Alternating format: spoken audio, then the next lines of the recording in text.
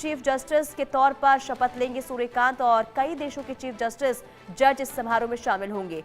9 फरवरी 2027 तक न्यायमूर्ति सूर्यकांत का कार्यकाल होगा और आज शपथ समारोह में भूटान, केन्या, मलेशिया, मॉरिशस के सीजीआई और जज शामिल होंगे। मॉरिशस, नेपाल, श्रीलंका, ब्राजील के सीजीआई और जज इसमें मौजूद रहेंगे। तो आज देश को एक नया चीफ जस्टिस मिलने जा रहा है और शपथ समारोह आज होगा। 9 फरवरी 2027 तक न्यायमूर्ति सूर्यकांत का कार्यकाल रहने वाला है। तो पदभार आज संभालेंगे और जस्टिस सूर्यकांत सीजीआई बनने जा रहे हैं।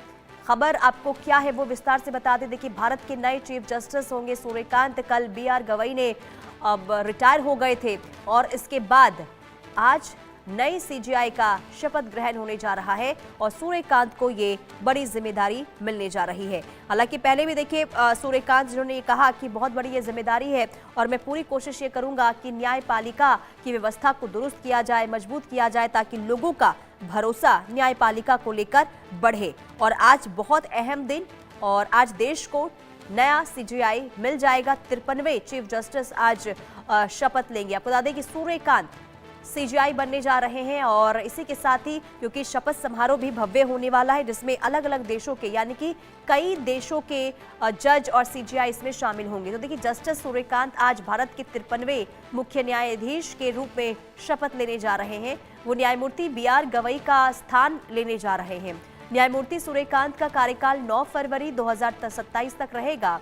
सुप्रीम कोर्ट में जज रहते हुए जस्टिस सूर्यकांत ने कई दमदार फैसले दिए, चाहे वो अनुच्छेद 370 हो, राजद्रोह का कानून हो या फिर पेगासस का मामला हो। इन फैसले में जस्टिस सूर्यकांत की अहम भूमिका रही है। 10 फरवरी 1962 को हरियाणा के हिसार जिले में जन्मे न्यायमूर्ति सूर्यकांत एक साधारण पृष्ठभूमि से देश के सर्वोच्च न्यायिक पद तक पहुंचे और पदोन्नति से पहले उन्होंने हिसार में और बाद में पंजाब, इसके बाद हरियाणा उच्च न्यायालय में एक वकील के रूप में भी अभ्यास किया। 2018 में उन्हें हिमाचल प्रदेश उच्च न्यायालय का मुख्य न्यायाधीश नियुक्त किया गया। जस्टिस सूर्यकांत के दमदार फैसले के चलते उन्हें अब भारत के मुख्य न्यायाधीश के रूप में नियुक्त किया जा रहा है। तो कई फैसले को लेकर देखिए इनका नाम जो है सबसे आगे और इसके बाद आज सीजीआई के रूप में सूर्यकांत शपथ लेने जा रहे हैं। संभव शर्मा हमारे संवाददाता तमाम जानकारी के साथ जुड़ चुके हैं। संभव, कल देखिए BR गवई रिटायर हुए और आज देश को नया सीजीआई मिलने जा रहा है, यानी कि अब चीफ जस्टिस सूर्यकांत आज शपथ लेंगे। इससे लेकर क्या और जानकारी और किस तरीके से तैयारी? लगभग 1 घंटे में राष्ट्रपति भवन में भारत के 53वें chief justice of India justice Suryakant शपथ लेंगे और ये शपथ अपने आप में महत्वपूर्ण इसलिए कि कई देशों के जो मुख्य न्यायाधीश है, चीफ जस्टिस है, वो भी इस शपथ ग्रहण में भाग लेंगे। जैसे भूटान के मुख्य न्यायाधीश और सिंगापुर के मुख्य न्यायाधीश और कई और देशों के जो टॉप जजेस हैं वो इस शपथ ग्रहण में हिस्सा लेंगे। राष्ट्रपति भवन में ये प्रोग्राम होने जा रहा है जहां राष्ट्रपति द्रौपदी मुर्मू 53वें चीफ जस्टिस ऑफ इंडिया जो 53वें मुख्य न्यायाधीश जस्टिस सूर्यकांत आज होने जा रहे हैं, उनको उनके ऑफिस की और गोपनीयता की शपथ दिलाएंगी। और महत्वपूर्ण ये इसलिए क्योंकि लगभग 15 महीनों का उनका टेन्योर फरवरी 2027 तक ये टेन्योर रहने वाला है और बहुत महत्वपूर्ण समय में वो भारत के मुख्य न्यायाधीश बनना है जब भारत के सामने कई तरह की चुनौतियां हैं। और शुरुआत अगर हम करें तो SIR की जो ये एक्सरसाइज है जो जिस पर कई तरह के सवाल खड़े हो रहे हैं, वो SIR का पूरा मामला जस्टिस सूर्यकांत की बेंच ही सुन रही है। जस्टिस सूर्यकांत की बेंच इसलिए भी महत्वपूर्ण हो जाती है क्योंकि 26 नवंबर को दोबारा ये केस लगा हुआ है और पहली बार जस्टिस सूर्यकांत इस मामले को बतौर चीफ जस्टिस ऑफ इंडिया मुख्य न्यायाधीश के रूप में सुनने जा रहे हैं। इसके अलावा अगर मैं बात करूं हरियाणा के हिसार के से जस्टिस सूर्यकांत और उसके बाद वहां से ही शिक्षा होना, हरियाणा और आसपास की शिक्षा होना और उसके बाद सुप्रीम कोर्ट तक का सफर और अब चीफ जस्टिस ऑफ इंडिया, एक लंबा सफर।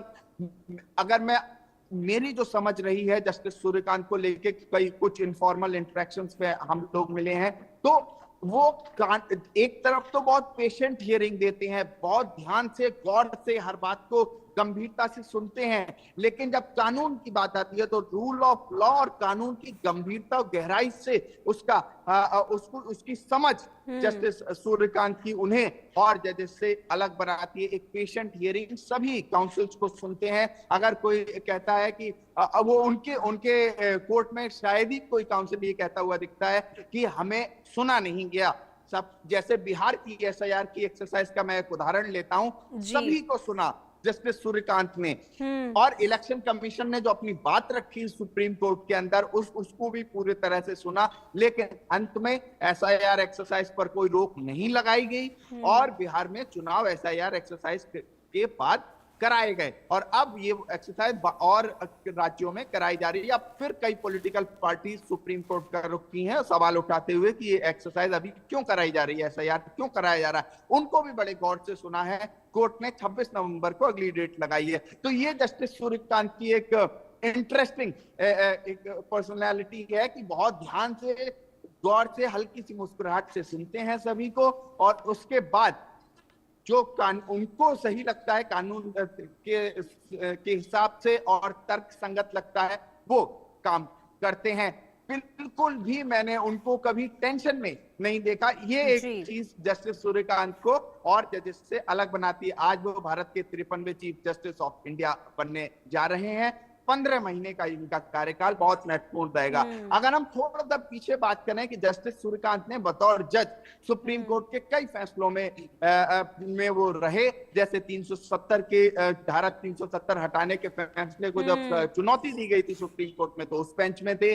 पेगासस का एक मामला जो सीधे एक गोपनीयता से जुड़ा हुआ मामला है, निजता से जुड़ा हुआ मामला है, वहां पर जस्टिस सूर्यकांत का बहुत इंपॉर्टेंट जजमेंट। और एसआईआर एक्सरसाइज पर जिस तरह से मैं दर्शकों को बता रहा हूं कि एसआईआर एक्सरसाइज पर एक लंबी पेशेंट हियरिंग जिसे कहा जाता है, धैर्य पूर्वक पूरे मामले को सुनना, वो महत्वपूर्ण फैसले जो जस्टिस सूर्यकांत के लिए उनके लिए जाना जाएगा कि किस तरह से जस्टिस सूर्यकांत के समय में तमाम तरह के कई महत्वपूर्ण मुद्दे आए और उन्होंने उस पर अपने फैसले लिए। लेकिन एक महत्वपूर्ण बात मैं दर्शकों को बता दूं, अभी एक इनफॉर्मल इंटरेक्शन जस्टिस सूर्यकांत से जब उनके घर पर हुआ अभी चीफ जस्टिस ऑफ इंडिया बनने से पहले, तो उन्होंने महत्वपूर्ण बात ये कही कि जब बतौर चीफ जस्टिस बतौर मुख्य न्यायाधीश उनकी प्राथमिकता होगी कि देश में पेंडेंसी ऑफ केसेस को कम करना।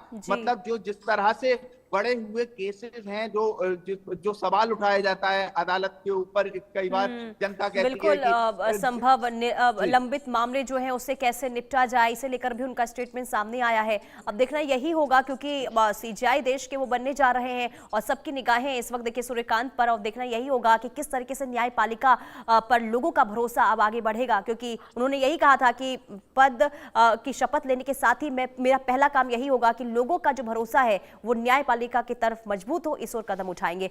ठीक है, अब बने रहिए, असंभव आगे भी आपसे जानकारी